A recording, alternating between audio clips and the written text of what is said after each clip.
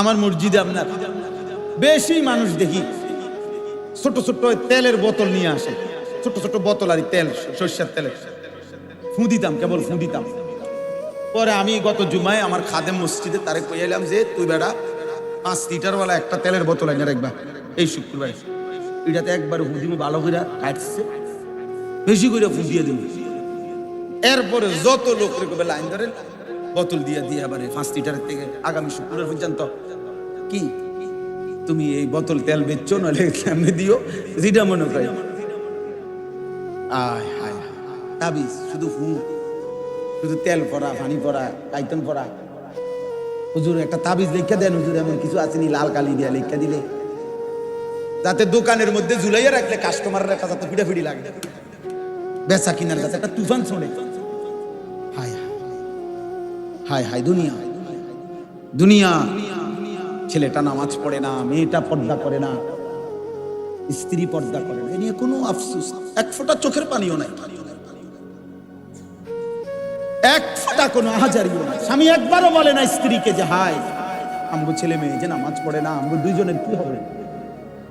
আপন স্ত্রী আপন স্বামীর থেকে অন্য পুরুষের প্রতি আসক্ত বেশি। প্রতিদিন প্রতিদিন প্রতিদিন পরকীয়ার কারণে কত সংসার ভেঙে যাচ্ছে, কত সংসারে কত মারামারি, হানাহানি, কোবাকুবি চলতেছে। আহা, হাসিও নকল, কাশিও নকল। অসংখ্য মানুষের বাইরের হাসিও যদি পরীক্ষা করে মেশিনে, ফরমালিন আসবে, রিপোর্ট আইব ধোকা, ভিতরে কলজা ফুরা ছাই হয়ে রয়েছে, তার পূর্বে হাসে এমনি।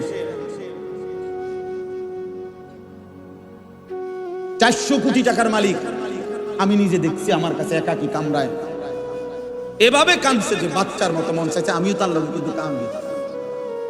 অথচ গোটা পৃথিবী বলতেছে, পৃথিবী জানে আমি সুখের সাগরে, আমার কলিজার ব্যথা, আমার সারা রাত্রের অস্থিরতা, আমার দুঃখ, আমার পেরেশানি, আমার সাংসারিক যন্ত্রণা, জ্বালা যা আমি জানি।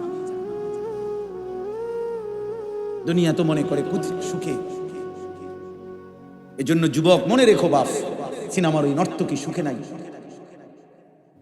নাটকের ওই নর্তকী সুখে নাই, রাস্তার ওই বেহায়া নারীর সুখে নাই। ও মূলত যে হাসে, ও যে রূপ দেখায়, যৌবন দেখায়, ও তো টাকা পয়সার বিনিময়ে দেখায়। ওর হাসিটার মধ্যেও টাকা, ওর কাশির মধ্যেও টাকা, ওর কান্নার মধ্যেও টাকা। ও তো টাকায় হাসে, টাকায় কাঁদে।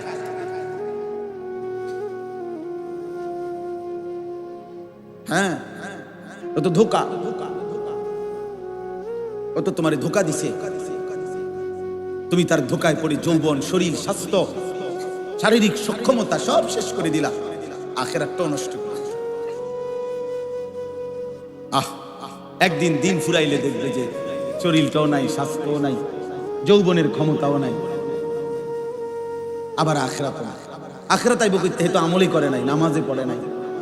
আমি আজকেও কিতাব আমার কাছে আছে, একটা কিতাব আছে আরবি, ছোট্ট আলে ইশক। এই কিতাবের মধ্যে আছে কোন মানুষ যখন কোন ভিন নারী কারো প্রেমে আসক্ত হয়, তখন সে মুশরিক হয়ে যায়। নারীর আসক্তি মানুষকে মুশরিক বানায়। কিভাবে? একটা পর্যায়ে সে এটাই বিশ্বাস করে দিলে আমি পৃথিবীর সব ছেড়ে দিতে রাজি, জগতের আল্লাহ কি, রাসূল কি, বেটা দুনিয়ার মা বাপ কিচ্ছু মানি না, আমি শুধু এই নারীকেই চাই। তাহলে এই নারী, এর জন্য সে সব ছেড়ে যাবে। একটা যুবক হলেও বুঝছো বাবা, হাসি দিয়ে উড়াই দিও না, মস্কারি করে উড়াই দিও। আল্লাহর নবী সাল্লাল্লাহু আলাইহি ওয়াসাল্লাম বলছেন, লা ইয়াজনি জানি হিনা ইয়াজনি ওয়া হুয়া মুমিন। কোন ব্যক্তি যখন জিনা করে সে মুমিন থাকে না। আর প্রত্যেকটা, এটা জরুরি মনে রাখবেন, নারীর সাথে বিবাহ বহির্ভূত কোন মহিলা মেয়ের সাথে হালাল বিবাহ ব্যতীত অন্য যেই কোন রকমের সম্পর্ক, এটার নাম একটাই, জিনা। ছুঁয়ে দিলেও জিনা, কথা বললেও জিনা, তাকাইয়া থাকলেও জিনা, কানে শুনলেও জিনা, পায়ে হাঁটা চোখ গেলেও সাথে জিনা, অন্তরে কল্পনা করলেও জিনা, লজ্জাস্থান দিয়ে অপকর্ম করলেও জিনা। হারাম প্রেম হয় না, হারাম ভালোবাসা হয় না। এই মহব্বত, ভালোবাসা, এই শব্দটি ইসলামী দৃষ্টিকোণে কোনো হারাম জায়গায় ব্যবহার করা যায় না। এই জন্য বিবাহ বহির্ভূত নারী পুরুষের সম্পর্ক, বিবাহিত পরকীয়া, আজ হাজার হাজার লাখ লাখ ঘরে আপন স্ত্রী, আপন স্বামীর থেকে অন্য পুরুষের প্রতি আসক্ত বেশি। প্রতিদিন প্রতিদিন প্রতিদিন পরকীয়ার কারণে কত সংসার ভেঙে যাচ্ছে, কত সংসারে কত মারামারি, হানাহানি, কোবাকুবি চলতেছে।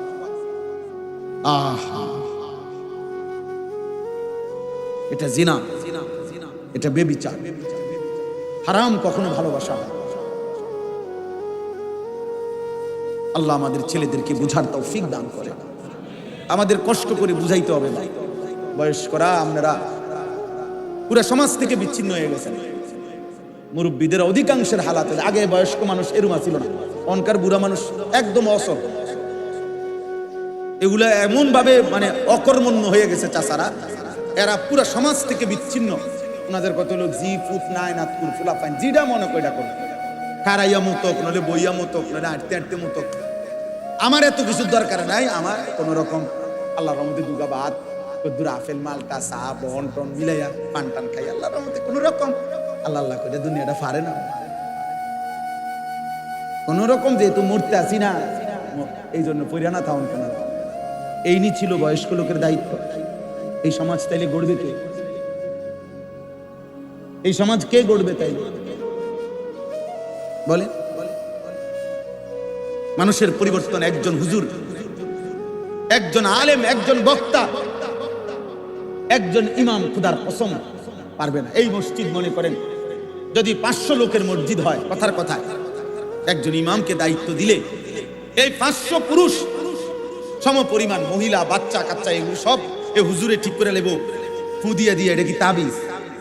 এটা বড়ি? হ্যাঁ,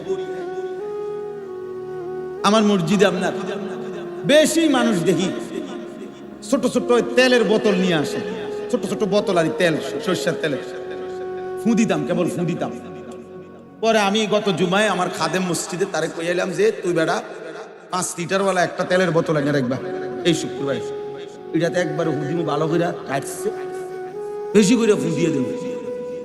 এরপরে যত লোক রেখে লাইন ধরেন বোতল দিয়ে দিয়ে আবার 5 লিটারের থেকে আগামী শুক্রবার পর্যন্ত কি তুমি এই বোতল তেল বেচছো, নাহলে এমনি দিও যেটা মনে করে।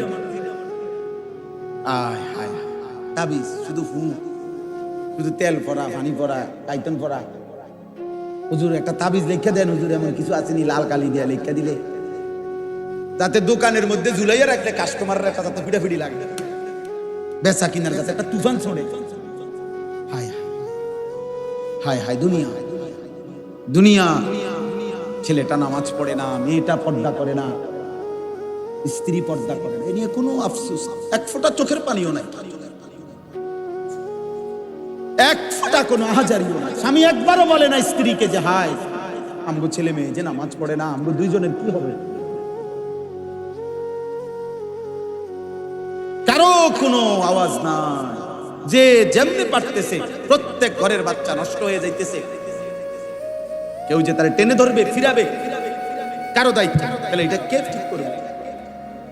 এই ইসলাহি মজলিস মানে তো সংশোধনের মজলিস। আমার বাবার সংশোধনের মজলিস, কে করবে? সেই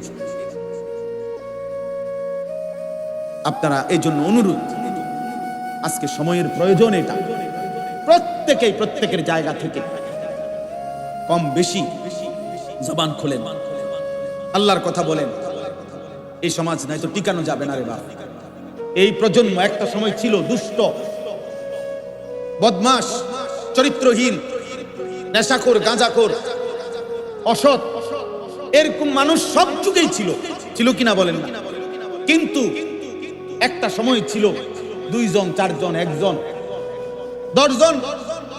কিন্তু একটি সমাজের মধ্যে যদি 200টা বাচ্চা হয়, ছেলে হয় 16 বছরের, এরা যদি 190 জনই নামাজ না পড়ে, 190 জনই যদি নামাজ না পড়ে, 190 জনই যদি 24 ঘন্টা মোবাইল ছাড়া পৃথিবীর আর কোনো দিকে না তাকায়, মা বাবা বংশ ইসলাম দিন ধর্ম আল্লাহ কোরআন রাসূল, তাহলে এই সমাজ টিকবে কেমনে?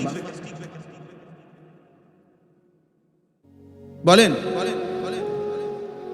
ফজরের মুসল্লি কমতে কমতে কোথায় আসছে? বলেন,